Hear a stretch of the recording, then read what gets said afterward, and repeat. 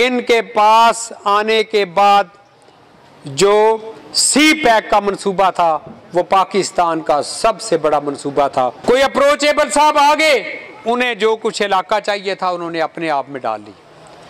वो लोग जो सोचते थे कि मियां तारक का होना हमारे लिए मुश्किल है, ये असेंबली में खड़े होकर पूछ। मैं आपसे सिर्फ ये बात करता हूं कि इन 4 साल में जो असेंबली चली, कि आपने किसी गुजरात के एमपीए की कोई बात सुनी? जब हमजा साहब का दौर आया, मेरे ज़हन में ये सारा कुछ अपना उजड़ा और उखड़ा हुआ हल्का याद था। वो सूबाई असेंबली जो तहरीके अदम एतमाद पेश करके हमजा साहब को चीफ मिनिस्टर बनाया गया, वो असेंबली में इजलास नहीं कर सकते थे। इस इलेक्शन में बड़ी बातें होगी, बड़े पोल खुल के सामने आएंगे और सबको हकीकत का पता चलेगा। ये सड़क 2022-23 के एडीपी में शामिल है। किसी के पास जो सोचता है कि हमारे मंसूबे के ऊपर तख्ती लगाई जा रही है, आए हम सब यहां पे इकट्ठे हुए हैं।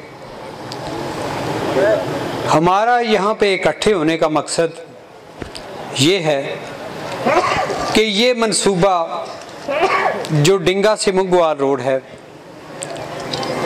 2003-2004 के में ये डिंगा और मुंगवाल रोड हमने बनाई। पहले ये सिंगल सड़क होती थी, फिर ये डबल रोड 20 फुट चौड़ी 25 फुट चौड़ी मैंने अपने दौरे इक़्तिदार में बनाई।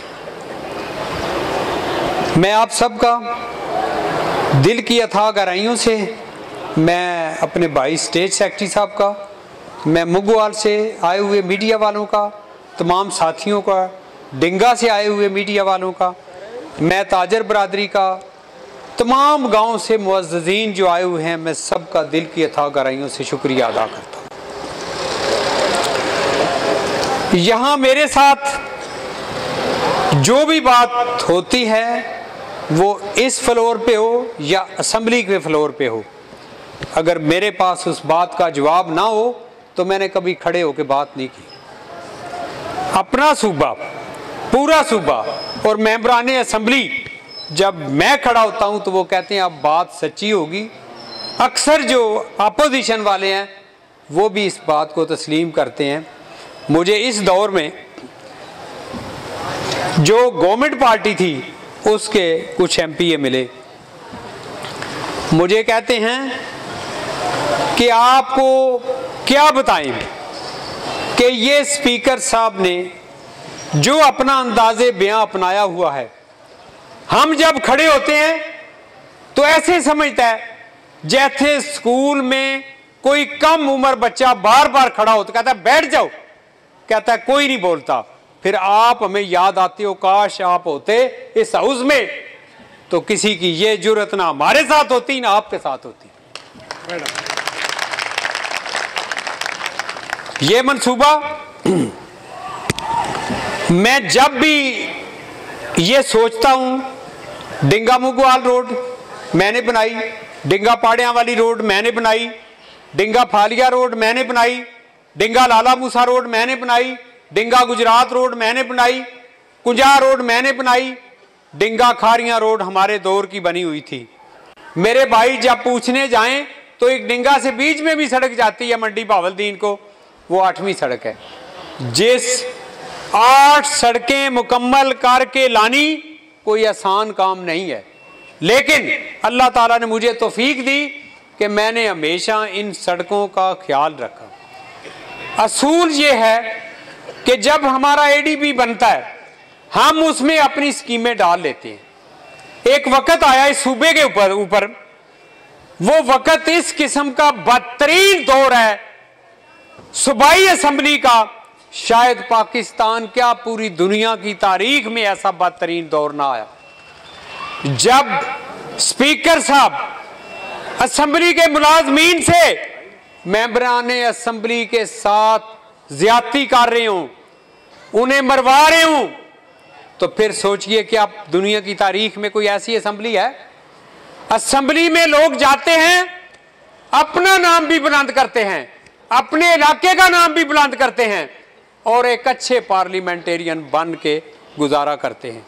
मुझे अल्लाह ताला ने कॉमनवेल्थ में एशिया रीजन दिया, मैं पूरे रीजन को देखता रहा हूं। जो असेंबलियों का तजर्बा मुझे है वो शायद किसी और को हो। जो अच्छी आदत मैंने उनसे देखी वो मैं चाहता था कि ये हम अपनी सूबाई असेंबली में पेश करें और लोग इसके ऊपर अमल करें।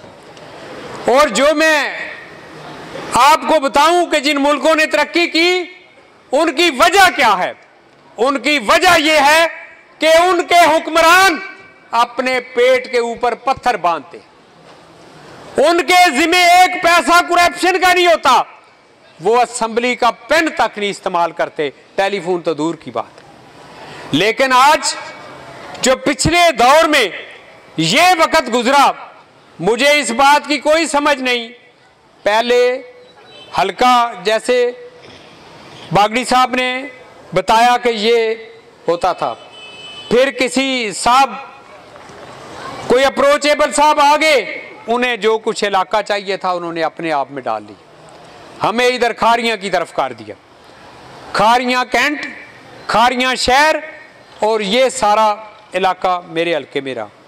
मुझे वो वक्त अपनी जिंदगी में कभी नहीं भूलता जब आरटीएस बैठ गया। जब लोग वोट देने जाते थे तो आगे से उनको पीछे भगा दिया जाता था।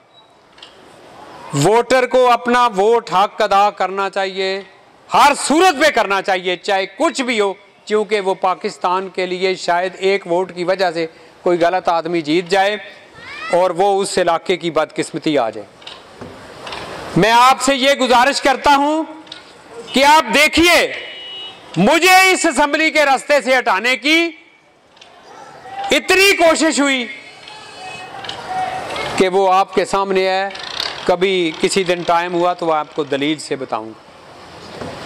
अब हमारा हल्का डिंगा और मुगवाल, वो लोग जो सोचते थे कि मियां तारक का होना हमारे लिए मुश्किल है, ये असेंबली में खड़े होकर पूछेगा।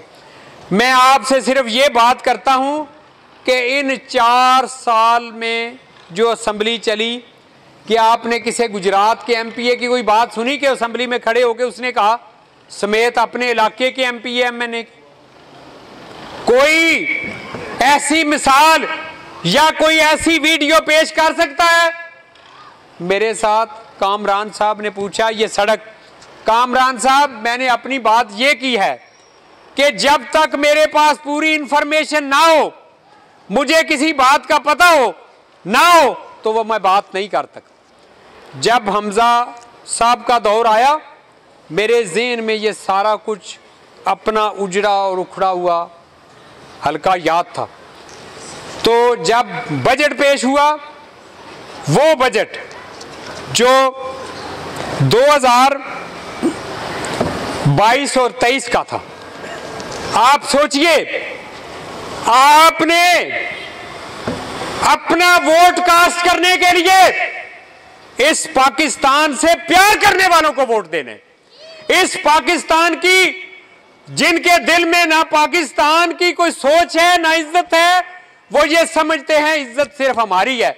मैं समझता हूं मेरी जान चली जाए तो पाकिस्तान की इज्जत है, पाकिस्तानी अवाम की इज्जत है। पहले आपकी इज्जत, पाकिस्तान की इज्जत, फिर उसके बाद कहीं जाके हम। वो सूबाई असेंबली जो तहरीके अदम एतमाद पेश करके हमजा साहब को चीफ मिनिस्टर बनाया गया, वो असेंबली में इजलास नहीं कर सकते थे। कौन रोक रहा था? इस इलेक्शन में बड़ी बातें होगी, बड़े पोल खुल के सामने आएंगे और सबको हकीकत का पता चलेगा कि असेंबली के अंदर भी क्या होता है और असेंबली के बाहर क्या होता है। वो फ्लैटी होटल के लान में और किसी बड़े हाल में, ये दुनिया के 180 मुल्कों से बड़ा सूबा है जिसका असेंबली का इजलास असेंबली से बाहर होता रहा। किसी के पास इसका जवाब है? मैं समझता हूं कि अगर मैं होता वहां तो मैं सबसे पहले रिजाइन करके कहता कि अगर मेरी वजह से कोई प्रॉब्लम है तो मैं बाहर बैठता हूं, हाउस की मेजॉरिटी इजलास अंदर करे। मेरे भाइयों, ये सड़क 2022-23 के एडीपी में शामिल है। किसी के पास जो सोचता है कि हमारे मंसूबे के ऊपर तख्ती लगाई जा रही है, आए बताए। ये तख्तियां उस वक्त लगती हैं जब फंड लेके डिपार्टमेंट को दिया जाता है, फिर ठेकेदार साहब को रिक्वेस्ट की जाती है जनाब अब काम करें, डिपार्टमेंट से पूछा जाता है अब काम करें। अब हमारी जितनी स्कीमें पड़ी हुई हैं उसमें हमारी भी स्कीमें हैं, पूरे जिले की स्कीमें हैं। मुझे एक्सीएन साहब ने कल ये कहा, मियां साहब इसकी मंजूरी इलेक्शन कमीशन से होगी और ये सारे काम हो जाएंगे। उसमें मेरी 2 या 4 सड़कें होगी, लेकिन अगर 100 सड़क भी मेरे हाथ से बन जाए तो ये सदका जारी है, जो भी सड़क से गुजरेगा हमारा नाम जरूर लेगा। मेरी कोशिश होगी कि इसको जरूर बनाया जाए। मेरे भाइयों, ये 742.897 मिलियन ये 27/9/2022 को इसकी टेक्निकल सैंक्शन जो है वो 698.61 मिलियन डेटेड 3/10/2022 को हुई। अब ये मैं आपसे गुजारिश करता हूं कि इसकी रिलीज कम थी। ये सड़क बनने का मुकम्मल होने का टाइम जो था वो ये मुकम्मल हो जानी चाहिए थी 2023 के एंड तक, लेकिन जब मैं पहले एक दिन उधर से गुजरा हूं, जब तक बंदा मौके को नहीं देखता, किसी मजलूम को नहीं देखता, इलाके की तकलीफ को नहीं देखता, उसे अंदाजा नहीं होता। हम ट्राई कर रहे थे, लेकिन जब मैं इधर गया हूं एक फातिहा कह के मैं वापस आया हूं तो मेरे कान खड़े हो गए। ये सारे लोग, इनका अगर पेट्रोल का हिसाब लगाया जाए कि ये मुग्गवाल तक सारा इलाका जो कुंजा जाके होके आता है तो शायद इस फंड से ज्यादा फंड खर्च हो। इसका कौन जवाबदार है? ये हम ही लोग जो असेंबली में जाते हैं, वो पॉइंट ऑफ ऑर्डर के ऊपर खड़े होके प्रोविंशियल हाईवे की कोई रोड टूटी फूटी नहीं होनी चाहिए। मैं पिछले महीने गुजरा हूं तो आगे सीकर वाली के पास एक पुल टूटी हुई है, वो साल इसी तरह रही है। जब मैंने देखा एक ट्रक गिरा हुआ था, 7-7:30 बजे का टाइम था, मैंने पहले एक्सीएन को कॉल की, फिर चीफ को कॉल की, फिर इसके ऊपर भी कॉल की। मैंने कहा ये 2 हफ्ते के अंदर अंदर इस ब्रिज को मुकम्मल कराएं। आप देख ले, बनी हुई है। अगर कोई आंखें ना खोले ना देखे तो लोगों ने कह कह के चुप कर जाना।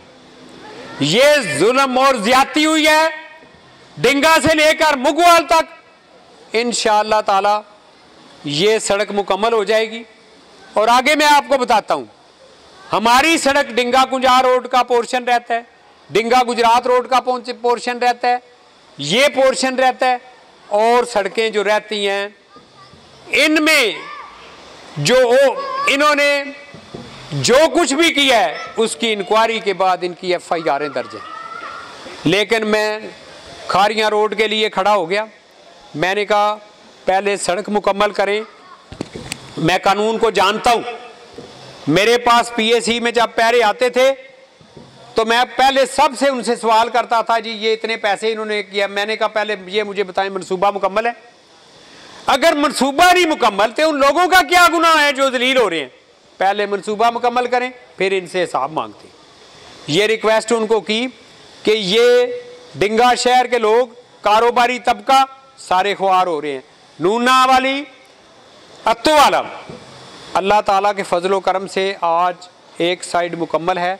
मेरे साथ एक्सीएन साहब ने 20 दिन का टाइम लिया है। इंशाअल्लाह ताला ये बेहतरीन सड़क डिंगा से खारियां लेकर आपको मिलेगी। ये लोगों का बहुत बड़ा मसला था जो हल हुआ। ये डिंगा मुगवाल रोड इंशाअल्लाह ताला 2 माह में आपको मुकम्मल मिलेगी। और डिंगा से मुगवाल का फासला 20 या 25 मिनट का या 15 मिनट का होगा, जिसमें घंटा तो इधर से भी लग जाता है, ऊपर से जाएं तो पेट्रोल अलहदा और ये बात अलहदा। ये कारोबारी लोगों के लिए बहुत ज़रूरी है। मेरे भाइयों, आप लोगों ने मुझे बड़ी इज्जत दी। ये पाकिस्तान की तारीख में जिस हल्के से मैं इलेक्शन लड़ता हूं, जब वो लोग मुझे देखते हैं असेंबली में तो वो आपको ज़रूर याद करते हैं कि आप वो लोग हैं जो मियां तारक को वोट दे के असेंबली में भेजते हैं। मैं आपका शुक्रिया नहीं अदा कर सकता, मेरे पास वो अल्फाज नहीं जिनसे मैं आपका शुक्रिया अदा करूं, क्योंकि आप लोगों ने मेरे ऊपर एतमाद किया हुआ। और मैं कोशिश करूंगा कि आपके एतमाद के ऊपर अल्लाह ताला के फजलो करम से 110% पूरा उतरूं। जो आपकी तकलीफ है वो मेरी तकलीफ है, जो अहले इलाका की तकलीफ है वो मेरी तकलीफ है। मैं आपसे एक बात ज़रूर आपके सामने रखता हूं। आप देखिए, इस पाकिस्तान के साथ ये करप्शन वाइज जो कुछ हुआ, बड़ी मुश्किल से एक सड़क शुरू है, वो सड़क नहीं शुरू हुई, सिर्फ खंडर निकाले गए हैं। वो टाल पुल से लेके तो खोखरा तक इतनी बड़ी स्कीम है, तमाम नीचे जाने वाली सड़कें भी तोड़ दी गई है। किस खुशी में? अगर आप लोग ये मंसूबा लाए हैं, जिससे भी लाए हैं, आपको चाहिए था, मैं हमेशा ये कोशिश करता हूं, हमने डिंगा गुजरात रोड शुरू की, हमारे पास मटुआ वाला तक पैसे थे, हमने मटुआ वाला तक ख़त्म की, आगे हमारी हुकूमत ना आई, 2018 से वहां तक बनी रही, बड़ा अरसा पड़ी रही। अब वो लोग किसको दुआएं देंगे और किससे पूछेंगे कि ये इतना बड़ा मंसूबा आपने शुरू करके हफ्ते के बाद वो जो 5 करोड़ आया हुआ था वो निकलवा लिया बिल की शक्ल में और उसके बाद असेंबली तोड़ दी।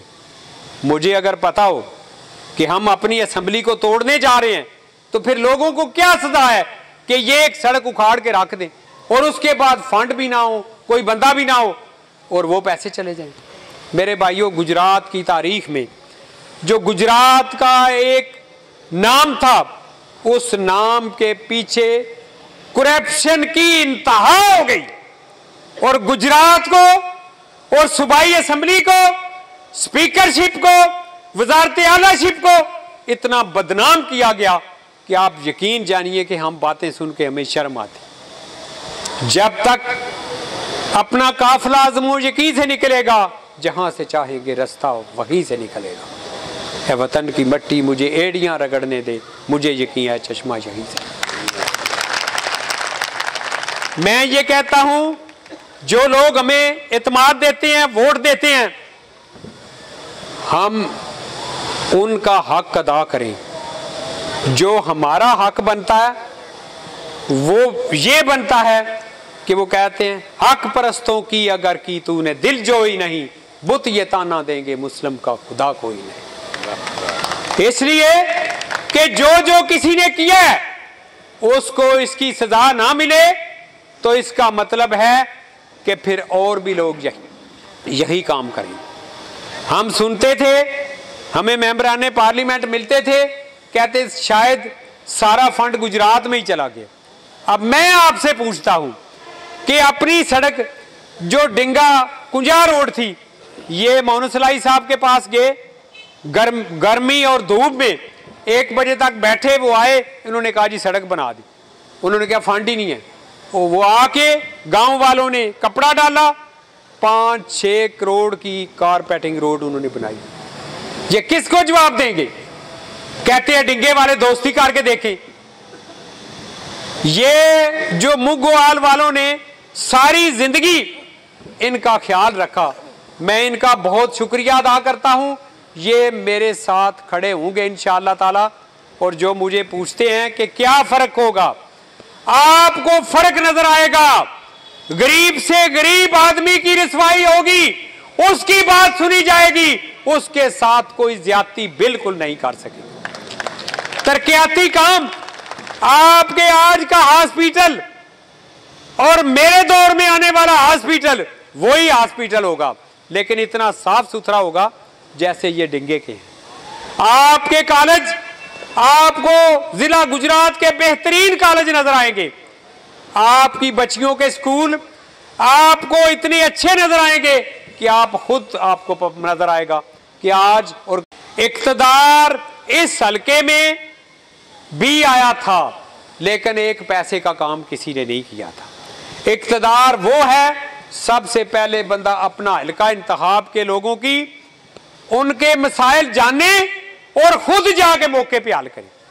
शहबाज शरीफ का यही फायदा है कि अगर उसने टीवी पे देख लिया कि एक खातून के साथ इज्तिमाई ज्यादती हुई है और सुबह हेलीकॉप्टर लेके वहां पहुंच गए, फिर और लोग भी सोचते हैं कि ये काम नहीं करना चाहिए।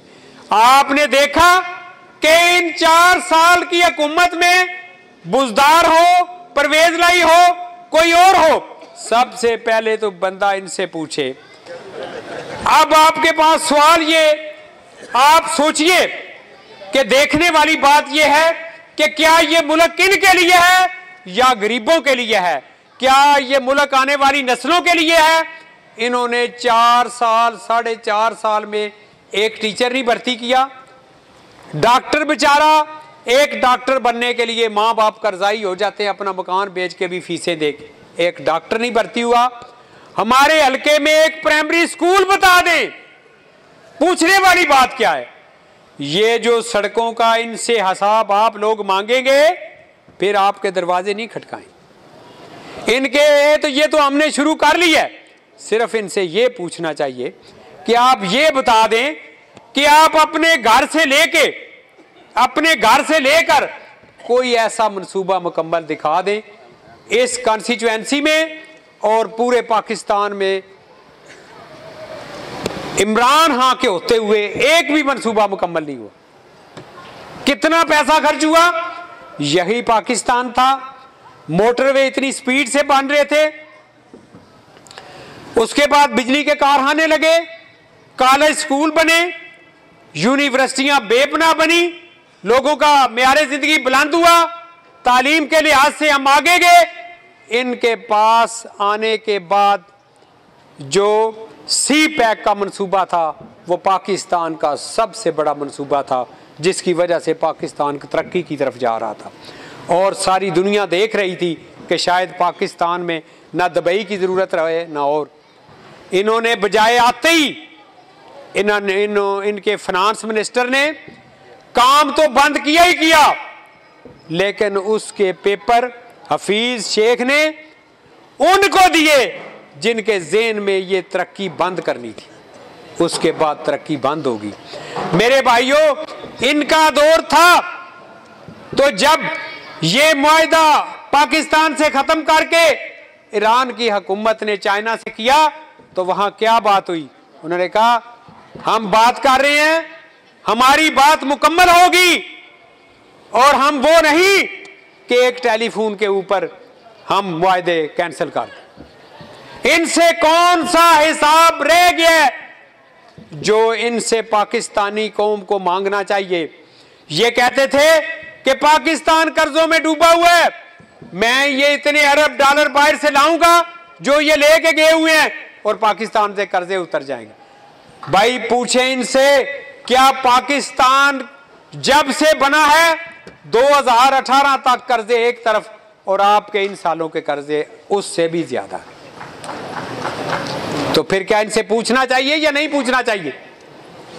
आज वक्त है, आप लोगों ने पार्लियामेंट में सबसे पहले अपना वोट डालने से पहले अपने ज़मीर से पूछना है कि मैं पाकिस्तान के लिए, मेरे पास एक कीमती वोट है, मैं डालने जा रहा हूं, मैं किसको डालूं जो इसको अपनी इमानत और इस मुल्क की इमानत समझे। अगर ये भी हम नहीं कर सकते तो फिर हम इसी तरह ही सोचते रह जाएंगे और फिर हम आगे की बजाय पीछे चले जाएंगे। पाकिस्तान की हिफाजत करने, कश्मीर की हिफाजत करनी, हमें जिस वक़्त नवाज शरीफ को उसने एटमी धमाके किए, पहले इंडिया ने किए, फिर हमारी आर्मी और सब इदारों ने फैसला किया कि हम ये करने जा रहे हैं। मैं उस वक़्त था असेंबली में, मुझे वो वक़्त नहीं भूलता जब क्लिंटन ने फ़ोन किए मियाँ साहब ने उस तरफ बात नहीं सुनी और उसने जो अपनी बुक लिखी क्लिंटन ने, उसमें उसने लिखा कि मैंने दुनिया में कोई मजबूत तरीन आदमी देखा है तो उसका नाम नवाज शरीफ है। मैं समझता हूं मैं रहूं या ना रहूं, लेकिन पाकिस्तान की इज्जत और वकार में कोई फर्क नहीं आना चाहिए।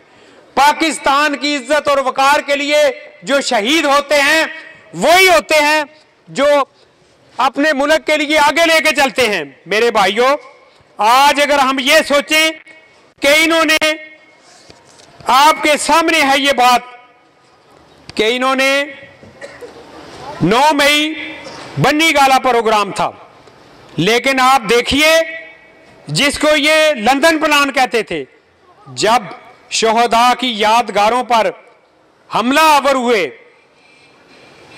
जिसमें फैसला हुआ था कि पाकिस्तान और इसके ऊपर, आप देखिए हमारे लिए जिस बंदे ने जवानी में शहादत ली हो, जिसके बच्चे, जिसकी बीवी ने सारी जिंदगी गुजारी हो और उसकी यादगार इनके ज़हन में उसकी इज्जत नहीं है। इनके ज़हन में आप सोचिए कि इमरान खान कहता था कि ये जो चौधरी परवेज लाई है ये पंजाब का सबसे बड़ा डाकू है, फिर इसको वजीर आला बनाया। क्या ये इमरान खान साहब पाकिस्तान के ऊपर ऐसे बंदे मुसल्लत करना चाहते थे जो पाकिस्तान को डुबोएं और पाकिस्तानी की कोई इज्जत ना रहे? मैं आपके सामने ये फौज को तकसीम करना चाहते थे। किसी की जुर्रत थी, इंडिया की जुर्रत थी कि पाकिस्तान में GHQ के ऊपर हमला करे? मेरे भाइयों, ये सारे सवाल आपके सामने हैं, आपकी तरक्की आपके सामने है। मेरी जो डेवलपमेंट है, आज आपके बच्चे और बच्चियां इज्जत से स्कूलों और कॉलेजों में पढ़ रहे हैं। हर गांव में स्कूल है, हर यूनियन काउंसिल के लेवल के ऊपर हाई स्कूल है बच्चियों का और बच्चों का। लेकिन जो इन्होंने आगे इनको नौकरियां नहीं दी, इंशाअल्लाह ताला वक्त आएगा, ये हमारी हुकूमत आते ही सबसे पहले ये बैन खत्म होगा। डॉक्टर भी भर्ती होंगे, टीचर भी भर्ती होंगे और अल्लाह चलाएगा इस मुल्क को। अल्लाह ने उस वक्त चलाया था जब पाकिस्तान एटमी ताकत बन गया था और उस वक्त मियां नवाज शरीफ ने कहा था कि हम भूखे रह लेंगे लेकिन किसी के आगे हाथ नहीं फैलाएंगे। इमरान खान ने पूरी दुनिया के से भीख मांगा, लेकिन आज पाकिस्तान उससे भी ज्यादा कर्जे में है। हम अल्लाह के नाम के ऊपर चलते हैं। मैं 2017 में बांग्लादेश गया तो मेरी जेब में 1 लाख रुपया मैंने चेंज करने के दिए, उस वक्त 70,000 टके मिले और मैं सोचने लग पड़ा कि हम बांग्लादेश से पीछे चले गए। आज इन हुक्मरानों की कोताहियां पाकिस्तान को अफगानिस्तान की करेंसी से भी पीछे ले गई है। आज वक्त है आप सब लोग सोच समझ के मेरी इस बातों को आगे बढ़ाएं और मेरे साथ खड़े हो जाएं और इस इलाके की तरक्की से लेकर पाकिस्तान की तरक्की तक अल्लाह ताला के फजलो करम से अल्लाह ताला हमारी मदद करेगा और कामयाब होंगे इंशाअल्लाह ताला। बहुत मेहरबानी आप सब लोगों की, बहुत शुक्रिया।